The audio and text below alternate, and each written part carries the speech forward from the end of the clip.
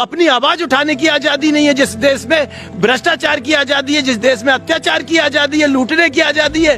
এই ভিডিওটা দেখতে পাচ্ছেন, এটা কোনো সার্কাস না, এটা $4 ট্রিলিয়ন জিডিপির একটা দেশ, যেটা ওয়ার্ল্ডের 4th লার্জেস্ট ইকোনমি হওয়ার ডিমান্ড করে, তারই একটা ছোট্ট জায়গা। These visuals will shock you. I'm reporting from one of the most economically underdeveloped regions of the country.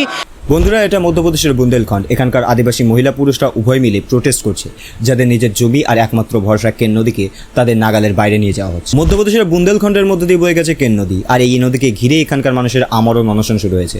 তবে এখানে সব থেকে আনএক্সপেক্টেড বাট কমন ব্যাপার হলো, এটাকে না কোনো বড় মিডিয়া হাউস কভার করছে, আর না সরকার এটাতে কান দিচ্ছে। इससे अच्छा तो अंग्रेजों का राज था। मैं नहीं जीना चाहता ऐसे देश में, और मैं अपनी जान दे के रहूंगा। या तो न्याय मिलेगा या मैं अपनी जान दूंगा। महिलाओं ने लाठियां खाई, तो होनी चाहिए कि एक आदमी अमरण अनशन कर रहा, आज 9वां दिन है मुझे, मेरा मेडिकल टेस्ट तो ठीक है।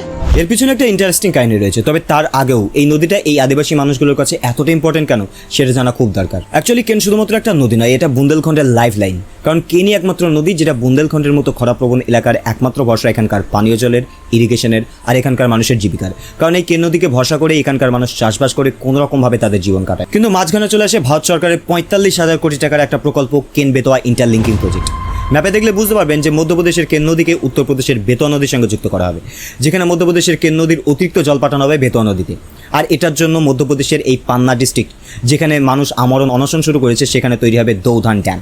আর এই ড্যামকে ঘিরেই যত প্রবলেম। তার কারণ এই প্রজেক্টে যে দৌধান ড্যাম তৈরি হবে, সেটা থেকে প্রায় 103 মেগাওয়াট হাইড্রো পাওয়ার তৈরি করা সম্ভব হবে। আর যার কারণে দরকার প্রচুর পরিমাণে জমি, সাথে এই কেন নদী। আর সেই কারণেই এখানকার আদিবাসী মানুষদের থেকে তাদের জমি আর এই মোস্ট ইম্পর্টেন্ট কেন নদীকে কেড়ে নেওয়া হবে। हमारा जल जंगल जमीन, हमारा जीवन सब कुछ छीना जा रहा है। फर्जी लोगों को मुआवजा दिया जा रहा है, যেটা তাদের কাছে মৃত্যুর সমান।